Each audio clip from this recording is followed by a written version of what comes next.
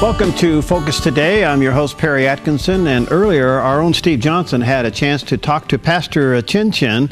He's the author of a book called Barefoot Tribe, and he shares a story how he went from being raised in the jungle of Liberia to becoming a pastor and forming his own kind of like tribe. Pretty interesting. Let's talk to Pastor Palmer and Steve. The book is called Barefoot Tribe, Take Off Your Shoes and Dare to Live the Extraordinary Life. And we're going to find out what this extraordinary life is all about. Our guest is Dr. Palmer Chinchen, and he is the author of this book. And this guy gets around a little bit. We're going to talk about his experiences. He was in Liberia. You know, it's a country now that's in the news a lot, unfortunately, because of the problems with Ebola and all the rest. But Palmer, let me ask you first, give us an idea. You are somewhat of a globe traveler, and why is that? What takes you around the globe? What's the reason? Well, yeah, I do think of myself as an expatriate, and the way I challenge when I write and when I teach and I help lead a church called The Grove is that there are places that are broken around the world, and if there are broken places and people, then we as followers of Christ should be the first ones to go there to make a difference, like in Liberia right now. So it sounds like you've been to a lot of third world countries, I assume. Is that right?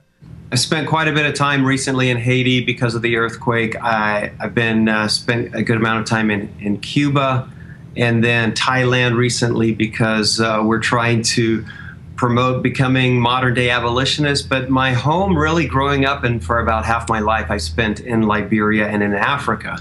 And so the metaphor, this title, Barefoot Tribe, comes from growing up among the tribal people of southern Liberia, the Sapo tribe, in the Sino rainforest, some of the world's deepest jungle. And I grew up in a bamboo mat house, and my pet was a chimpanzee named Tarzan, and my friends all ran barefoot. We played soccer every day, and they played barefoot. And it used to be, because of running barefoot, you would just contract a pinworm or hookworm or filaria or bilharzia, which can kill you, but now it's even more deadly. The children of Liberia are contracting Ebola. All right, there's a lot of things to get into here, but what was the situation as to how'd you grow up in that environment? What were the circumstances?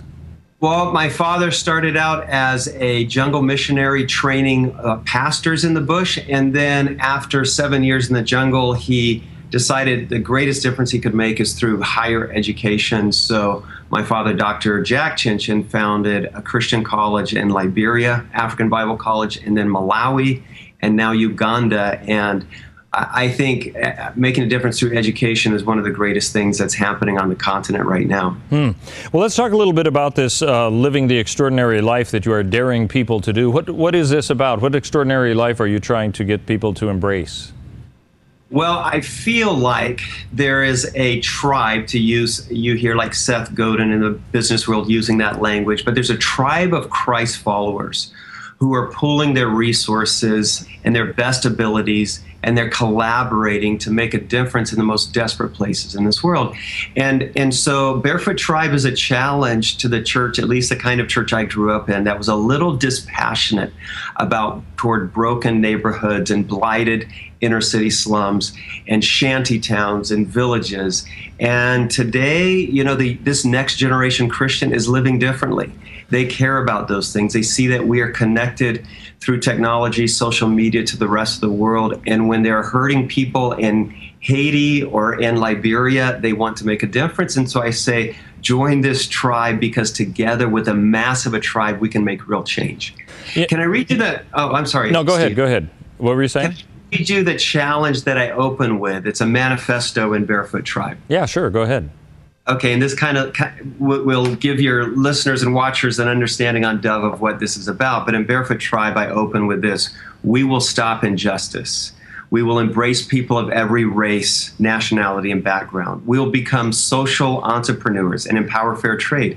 We will become modern-day abolitionists. We will end extreme poverty. We will stop the spread of pandemics, and today I'll add, like Ebola.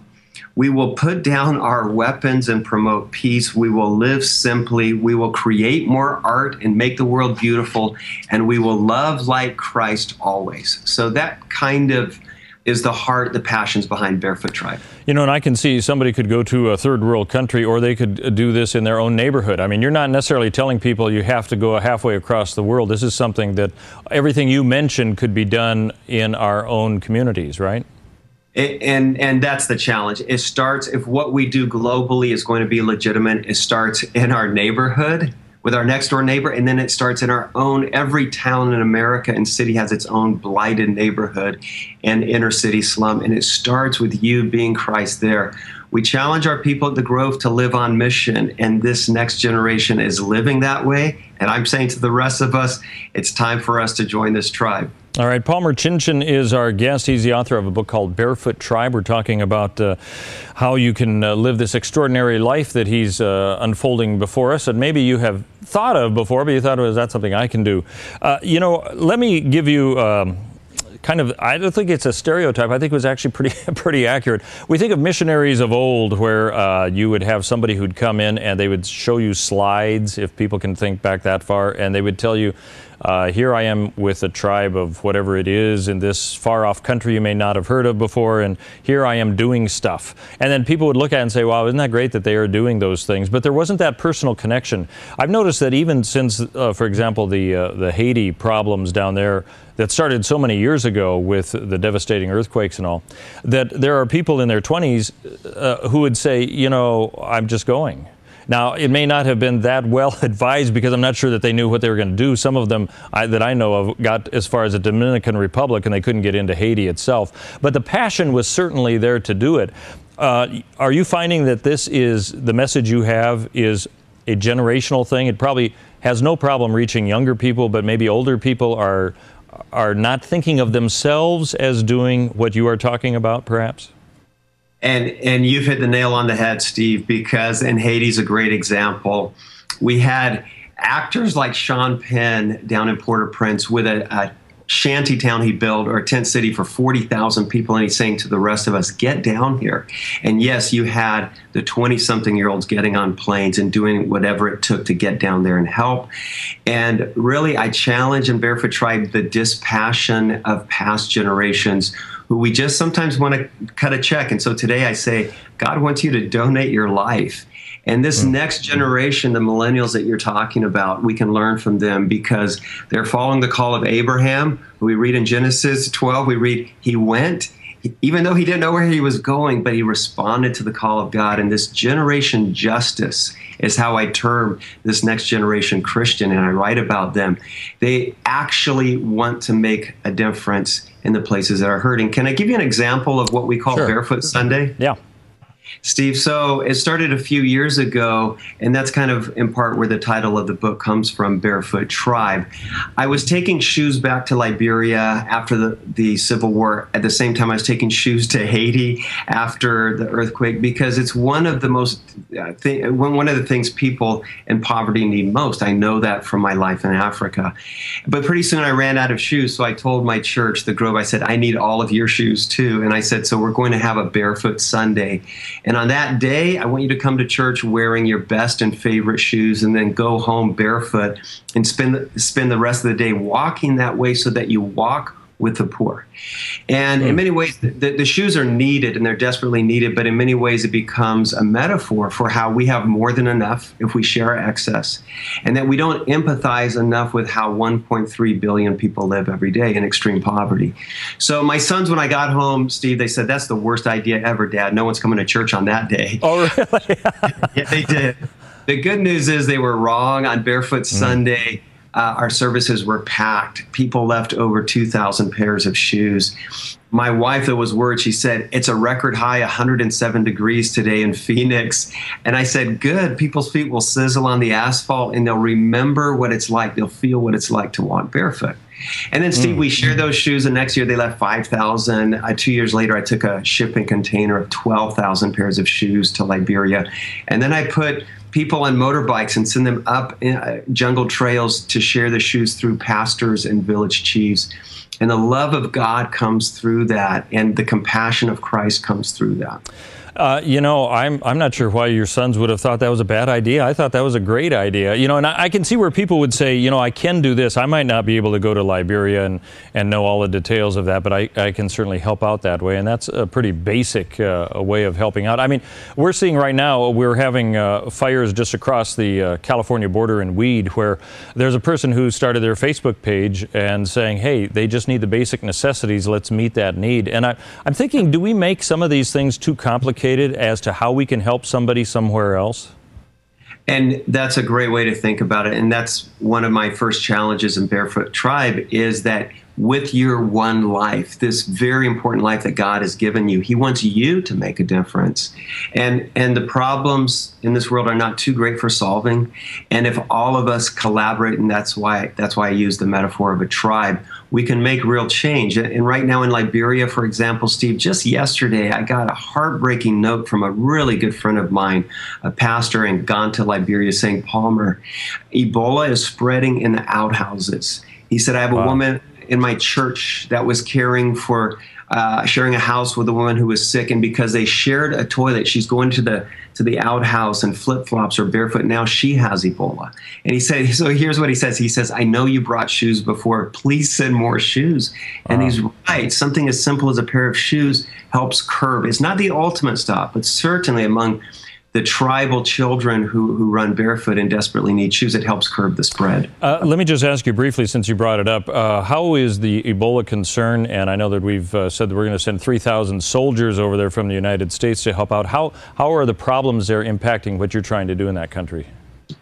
Well, for example, all education has had to stop. And so we've had to close the doors of African Bible College in Yakepa, Liberia. But at the same time, I am thrilled by the response. We've stepped up our response as a country. And now my challenge is to the church. Let's come alongside our government. Let's come alongside the churches in Liberia, and let's care for their people. This is the time to rally. Now, the job is not just for our government. It doesn't stop there. The responsibility, when you read, like Isaiah 53, it's for you and me. When you read the words of Jesus Christ in Matthew 25, it's for each of us to respond.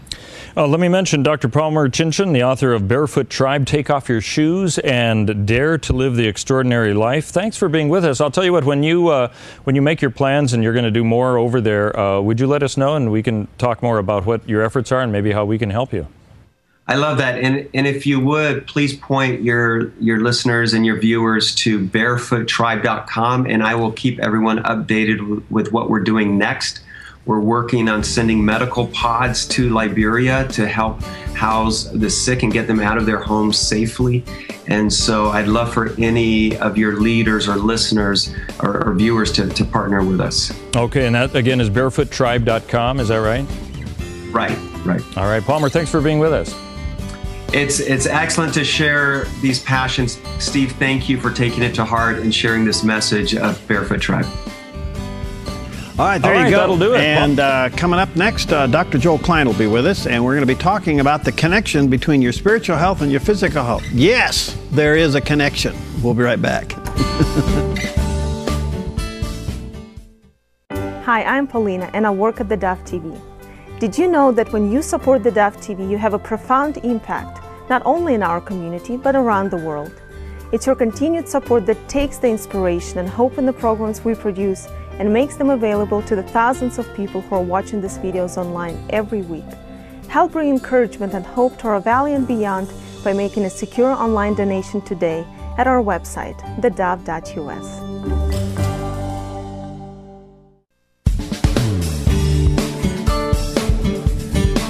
Welcome back. Always a joy and a delight to have with us in the studio Dr. Joel Klein. He's with Ventana Wellness, and we got something to talk about today that I think there is a connection. I was talking to Joel. I said, you know, in my earlier days when I was a pastor on staff of a large church in Sacramento, and I do a lot of counseling, and people come in, the first thing I'd ask them is, you know, when's the last time you went to the doctor? Because it very well could be you're low on vitamin B, you know, they're out of gas, they're out of energy.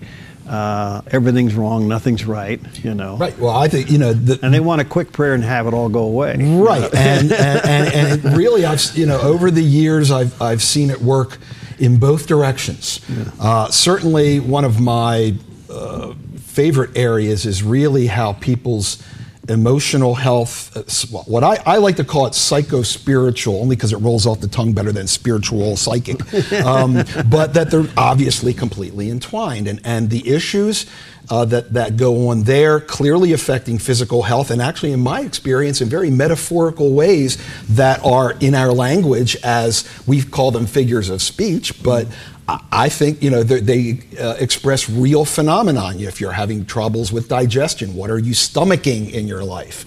Or people with arthritis in their neck, well, who or what is the pain in your neck? Yeah. Candace Pert, who actually is a neuroscientist who discovered the opioid receptor in the nervous system, but has done some very interesting work. She has come so far as to say what we call our unconscious mind is actually just our body. There's not like this different unconscious mind somewhere. It's literally the body. We know that the body, a lot of neurochemicals are produced in the body. Now, they don't all necessarily get into the brain.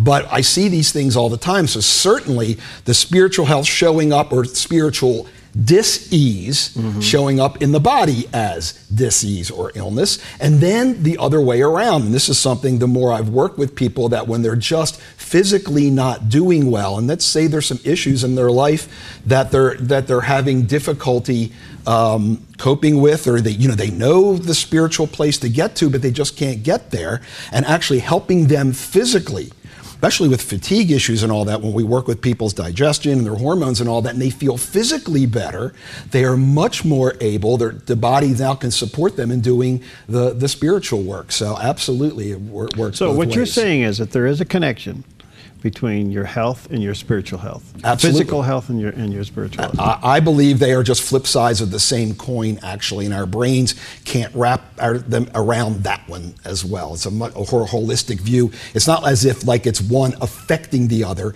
They are just different aspects of the same totality. Because I've often said, I think physical health, as it relates to your spiritual health, is a stewardship issue too. I mean, Absolutely. Yeah, I mean, you might have a prayer life, but if you don't have some kind of a physical workout life, what are you doing to yourself, Right, and it's actually... And if you're not eating right, I think it's a reflection. I think we can use whatever the barriers are to people taking care of their physical health are usually those same barriers that affect the way they deal with the other issues in their life. So you can have this kind of sequestered away in terms of prayer and on your own, but how well are you practicing it? What's happening in your life? Right. And I find that the way we relate to our bodies is frequently the way we relate to other people as well. So there is a toxicity, so to speak, that we allow into our thinking, into our brain, into our soul and spirit, as much as we do allow into our bodies by eating bad things. Absolutely.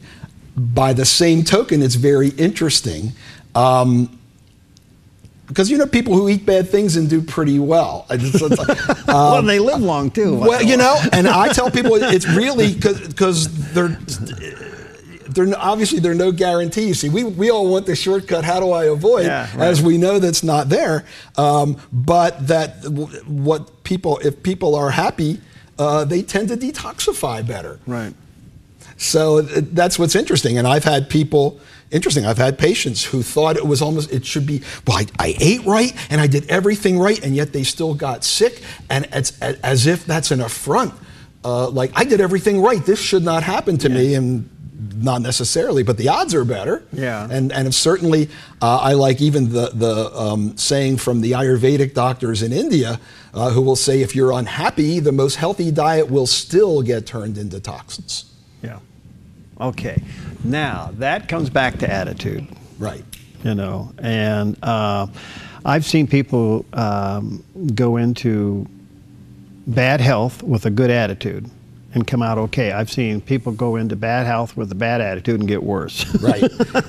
Yeah, the odds, typically people who go in with a bad attitude, now unless God has this as a lesson for them, that they come out on the other side, but it's less likely they're going to come out with a good outcome. Certainly. Having the good attitude doesn't guarantee you. Right. There may be a lesson in there too, but certainly having the bad attitude pretty much is one more obviously acting against you.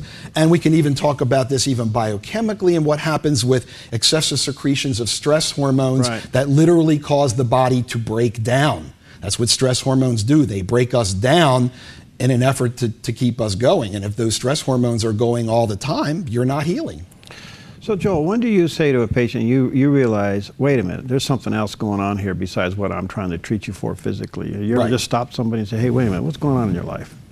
Actually, I usually ask them that in the very beginning. And a lot of the times. Well, it depends. Do you get the truth?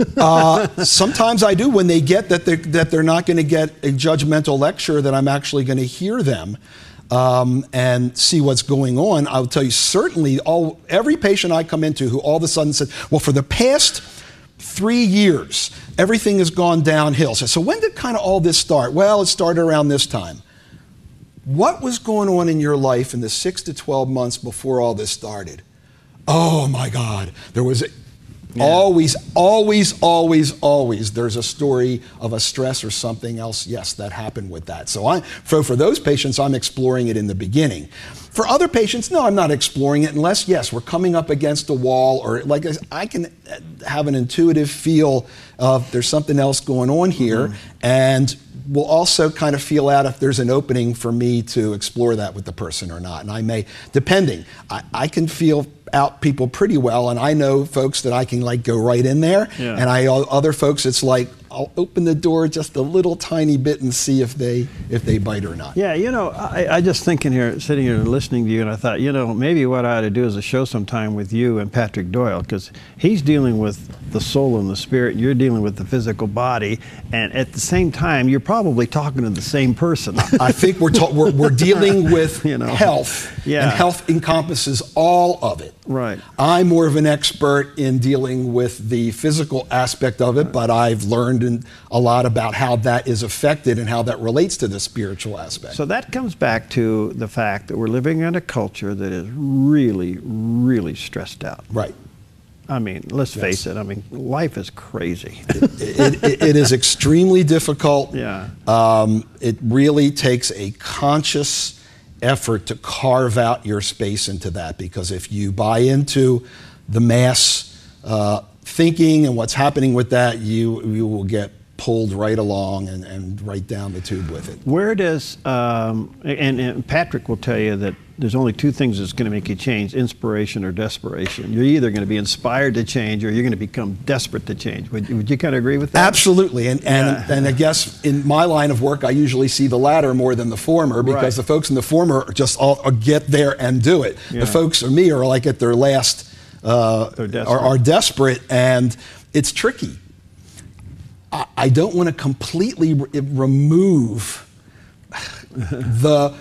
what's pushing them in a direction if they're doing something, if the marriage is not working, if their job doesn't support them, if whatever it is they're doing, I don't want to just cover that up and allow them to keep doing the same thing, but at the same time I want to help relieve the suffering, but in a way that actually fosters their growth. And obviously that's the tricky part, that I have to feel each visit, each person is going to be at a different place with that. Where is the obvious or the beginning signs of a spiritual or emotional unhealthy person? Where does it usually show up first physically? That's what's different from every person. Really? Yes, and I think it has to do with that own person. This is where some of that metaphorical language comes in, is what I expect. Everybody, like we talked about right at the end of the last show that we did, how anger issues will commonly show up in liver, gallbladder. Chinese medicine talks about this, but everybody's different. And that's the point. So that's what makes it tricky. There's not one place. We're all built differently. Our physiologies work differently. We may have different weak links in the chain. So it pays to pay attention. Because I hear people say, I know I got all these problems, but I just don't have the willpower to change. What would you say to that person? Come see me when you're overweight? No. Or in the hospital? As you know, this is where the truth will set people free. Yeah. And what I would support them is, we always do, whether we like to admit it or not, what we're committed to. And so you get to look at, based on the results of your life right now, that's what you're committed to. Start looking at that. And if we are being victims of, well, you know, because everything is a choice. The only choice that you don't have is whether you're going to eventually die or not. Right. Other than that, it's always a choice. Now, it may not be a good choice, or look like one, but it's still a choice. Why are you choosing what you're choosing? And look into that, because we all have the willpower to do exactly what we want to do. So what's in the way? There are going to be beliefs, there's some unhealthy thinking that people are putting in front of them that will go along the line of, well, or it's a behavior pattern they're used to, and they have to really see that they're used to being victims, and that's actually where they're comfortable. Or they're worried about what will people think. Tribal loyalty in the family. There's all kinds of, people who step outside the family think are ostracized from the tribe. I mean, our mentality still goes from that. So it really comes down to, and this is where people either need to do spiritual counseling, psychotherapy, to look at what are the issues that are motivating them to do what they're doing now. Because once they can understand that a little better and actually experience it, then a moment of more choice evolves. Because I think, and I want to say this with all due respect, I think there is a part of the Christian faith that we have not recognized, and that is that there is a connection between the spiritual and the physical. We thought that the spiritual should dominate the physical, and maybe it should if it's in proper perspective. But we don't allow ourselves to connect those dots, I think that's a mistake. I used to think that. I went to medical school with the last group of hippies. Now we approached it from a new age version of that, but it was the same thing. I thought it was all in people, and then all in people's heads, or that thing. But then I saw the other side of it, and I saw people get better with medical treatment that then were able to deal with those spiritual issues better. So there's not one right rule. And yes, you can use, that's when you can get into. To me, there's a balance. There's absolute truth in that. All right. Let me take a quick break. We'll be right back with Dr. Joel Klein. We're talking about the connection of your health and your spiritual condition. There is a connection, and we have some other questions for him. We'll be right back. Hi, I'm Paula, and I work at theDove TV. Every day we get letters and emails from people who've been encouraged, blessed, and challenged by the programs on theDove TV. But we couldn't do it without you. Did you know that more than 90% of our income comes from people like you? You can help us continue to bring inspiration and hope to our community by making a secure online donation at our website, thedove.us, or call us at 541-776-5368.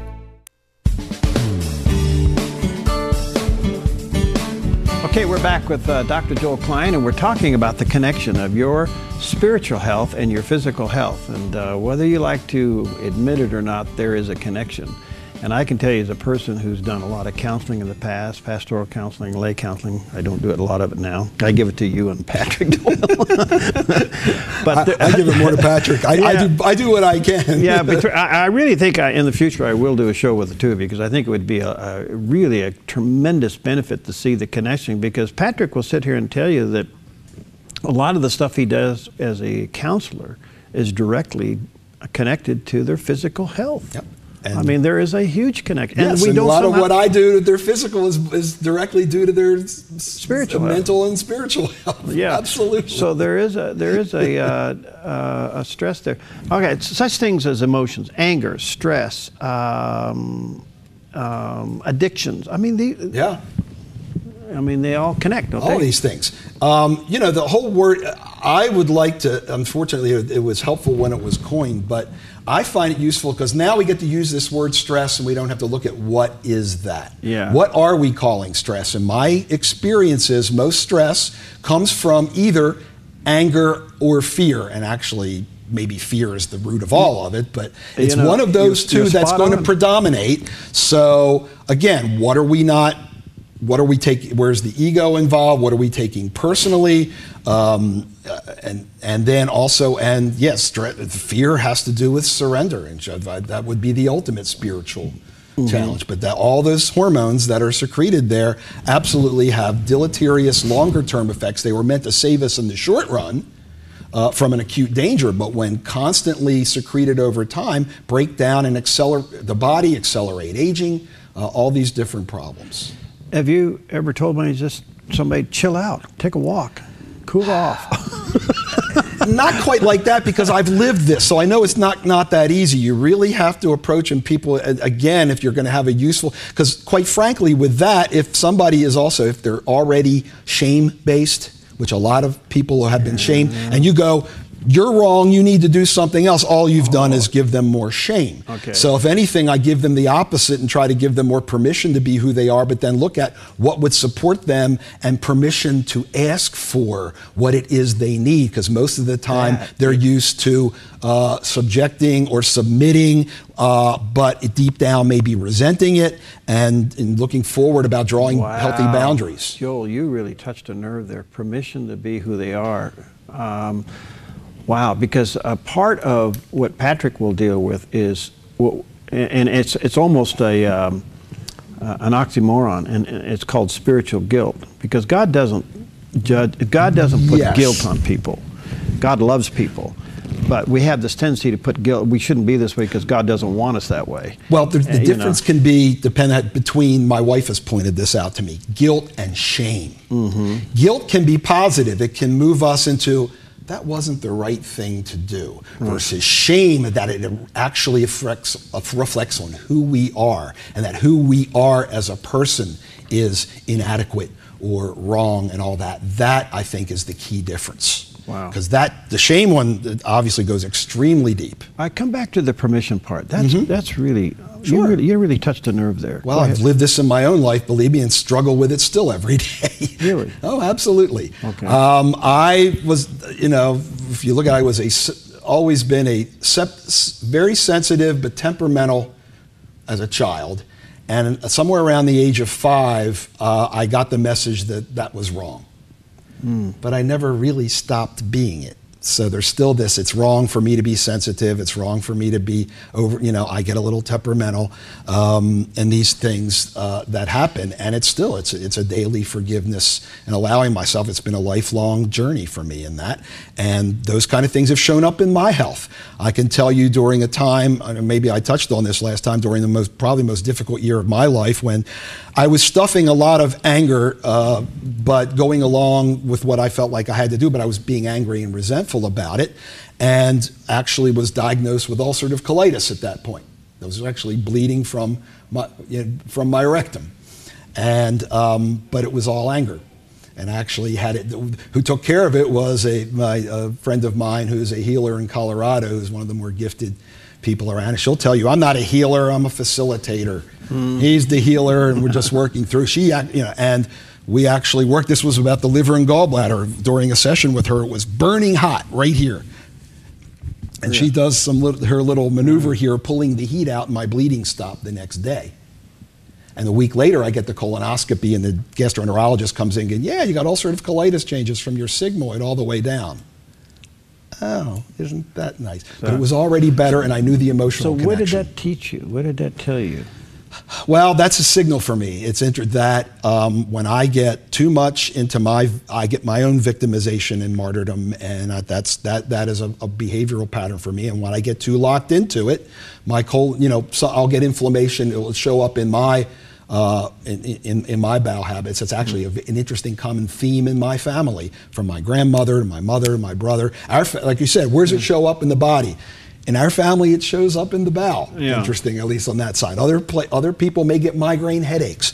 Other people may get back pain problems. It will show up in all these different places. Because, you touched on so many things. I know people that suffer from, I've had a migraine, but I've people who suffer from the back issue or the neck issue, and you can do a gazillion x-rays, exams and everything else, and nothing shows up. And an orthopedic surgeon, John Sarno, even wrote a book about, what's the title of the book? It's something about heal your back, but it was all about the emotional issues. And he's an orthopedic surgeon, and this is what he learned.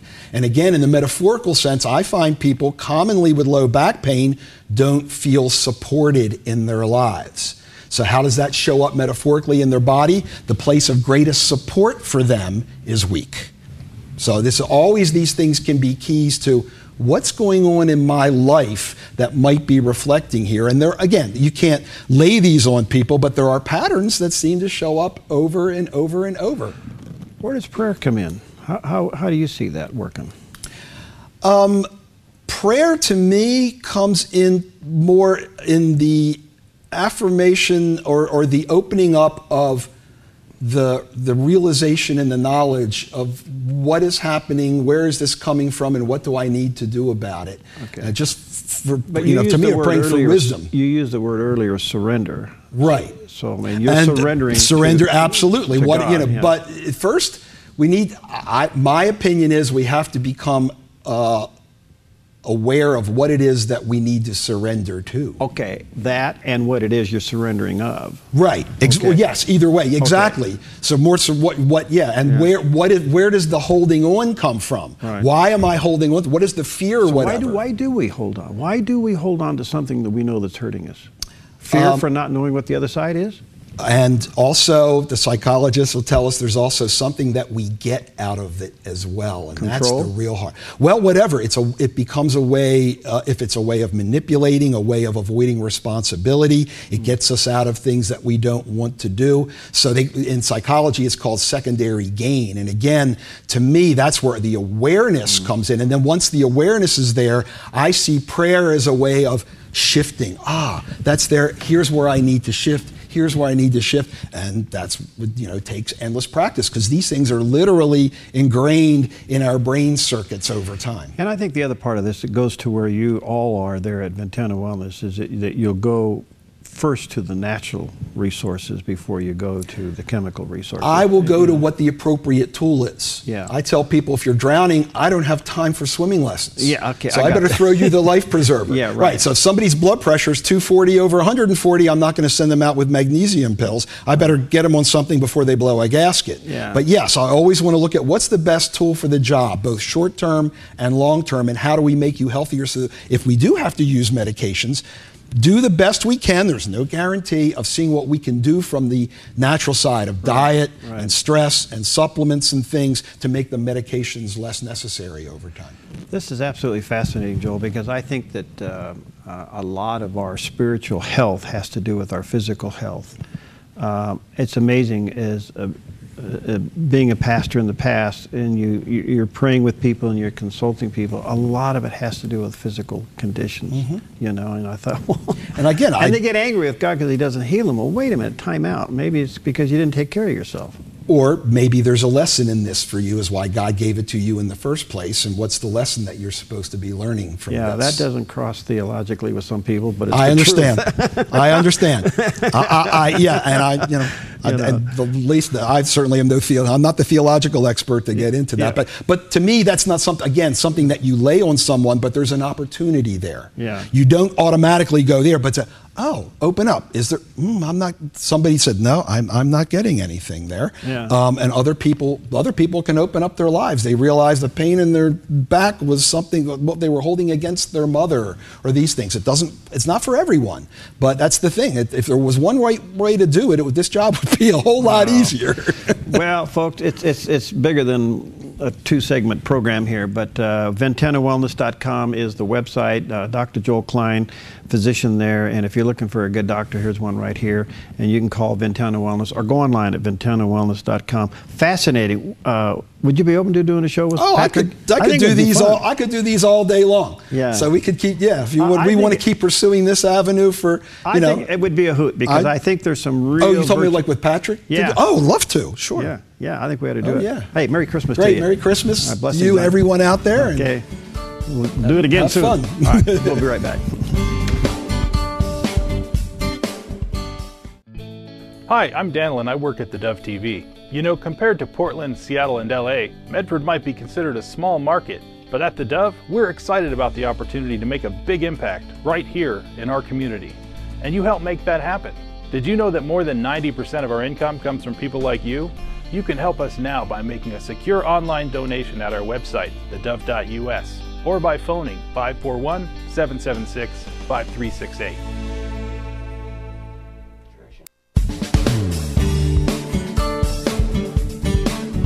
Welcome back, and just wanted to take the few moments left in our time together today to again thank you for so many things here at theDove. It's been quite the year, and to let you know that coming up on Christmas Day, we have put together a 2-hour Christmas special to be aired on theDove, and I don't know what time they're going to be. Do you? I probably should find that out real quick. But anyway, we have put together a 2-hour special. And during that 2-hour special, there's a very interesting announcement at the end, something that we found out about the Dove TV, and we announced that right at the end of the program. And I'm not going to share with you now what it is, but we will share with you all next week what it is. But we have reserved the announcement. All right, it's going to be at 7 a.m. on Christmas Day, and then 7 and 9, and then in the evening. So anyway, join us for that coming up on the Dove TV for a special 2-hour special. And it's a lot of fun. We had some great guests come by. We got some special music involved from some of the schools around the area. They did a wonderful job. Peggy shares a recipe. We have some special musical from St. Mary's and from Cascade Christian High School. We got some other features that are wonderful, some special videotape. All of that during our 2-hour special, and that'll be on Christmas Day at 7, and again at 9 in the morning, and then in the evening as well. So join us for that here on the Dove TV. And I also want to say thank you for your support throughout this year. This has been an incredible year here at the Dove. And for the last 31 years that I have been with the Dove, we have grown. And we didn't look to be big. That's not our goal at all. Our goal is to be impacting. Our goal is to bring the gospel through all the various levels of media to as many people as we can. It's just as simple as that. And then God does what He does with the programming, and the miracle takes place. It's the miracle found in Romans chapter 10, verse 20, and it says this: I was found by those who did not seek me, and I manifested myself to those who did not ask. That miracle happens every day here at the Dove through all of the various programs, through the radio and the television, the YouTube videos that we put out through the Dove website, and things like that. And it's just been a remarkable year to see God use the programming through the Dove to impact people. I wish you could read some of the letters that we get. Some of them are very confidential and we can't share them. But it's amazing how God will take a program and match it with the person's need at the right time. And that's something that happens every day through the Dove. And when you support the Dove, you're helping us do that. And I just want to say thank you. You helped us get into our new facility. What a miracle. What a miracle, and what a blessing. After 30 years of renting, the Lord provided an opportunity for the Dove to own its own building. And in the process of moving, which was quite challenging, believe me, it was quite challenging, we're up and running now in the new facility, and we had a lot of difficulties technically, but slowly they got worked out. And then the other big thing we had to do was build a wall around the television studio and the control room, and that's about 80–85% done. In fact, today the gentleman will be coming in and finishing the other 2 walls around the control room. And your faithful support has made that happen. And I just want to say thank you from all of us here at the Dove. Our goal is not to have buildings and big networks. That's not it at all. Our goal is to impact lives. And all of these things are tools and resources to do that. But the Lord has blessed us with an opportunity now with this facility to do more in developing programs, both radio and television, to finally have the room and the facility to get the student internship program back on track and get students in here. I felt quite some time ago what the Lord was saying to me was train the next generation, train the next generation. And bringing students in and let them learn what we do here in all of the aspects of what we do. And in hopes that maybe God will call them into this industry, or perhaps they can go back into their church with the experience of radio and television and help their church in those departments.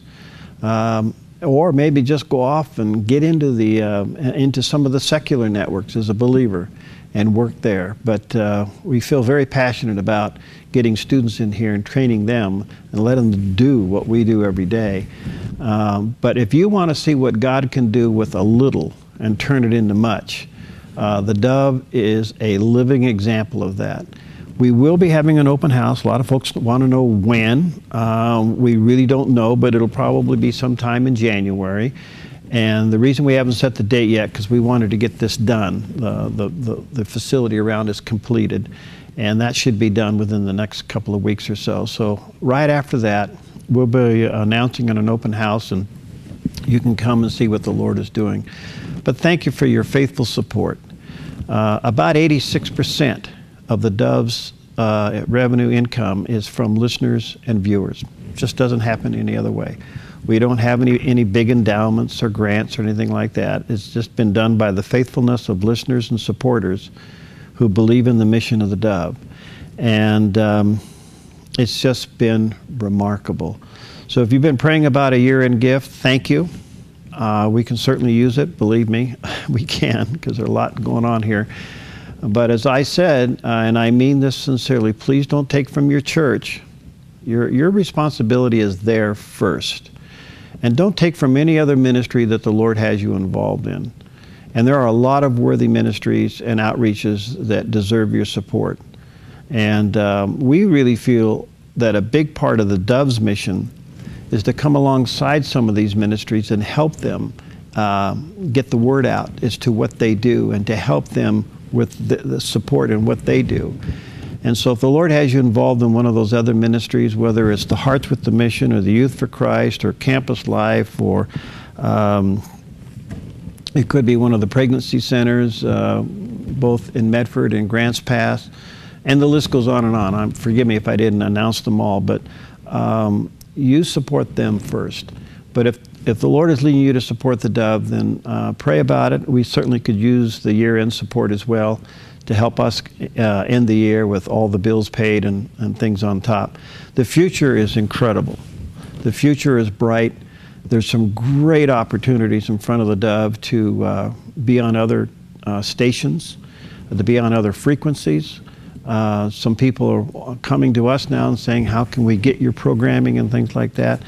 So it's pretty exciting to see what's happening, and it happens because of your faithfulness. I just want to say thank you from all of us here at the Dove. Believe me, we are very, very grateful for what the Lord has allowed us to do. And I also want to remind you that coming up, January 6th, that's the first Tuesday in January, so that's a couple of weeks away. We have set that day aside as a day of prayer. And we have sent you in the mail a letter, and we have sent you through the email, an email, asking you to prayerfully consider giving us your #1 prayer request for 2015. Your #1 prayer request. On that day, that Tuesday, we will be praying for you and your prayer request. We have some pastors coming in. They're going to help us pray. We have a special prayer team that'll be locked away in another part of the building that'll be praying that day. And we want to take your prayer request and pray over it. So if you did get our letter, fill out that little segment at the bottom of the letter. It says prayer request. Fill that out and send it back. If you got the email, click on where it says prayer request and send us your request there, so that we can pray for you and your request. I know you probably have a lot of things on your prayer list, but what's the #1 thing at the top of your list for 2015? We are setting that day aside, Tuesday, January 6th, as the day of prayer, and we want to pray for you. Now, we will hold those in complete confidence. We won't be sharing any names on the air. We may read some of the prayer requests, but we won't be sharing any names, so nobody will know who it is and how it relates to people. But I'm telling you, already the prayer requests are pouring in, and it'll be a very special day. So if you have a special prayer request, get it to us right away, okay? All right. Again, thank you for your support. Be watching the Dove TV on Christmas Day, both at 7 in the morning, 9 in the morning, again in the evening for our 2-hour special. I think you'll find it to be a lot of fun, and you'll enjoy it. And be looking out for the great announcement at the end of that program. And we'll be sharing that with you next week as well. All right, thanks for watching. Thank you for your support. And please send in your prayer requests, all right? Get it to us right away. God bless you.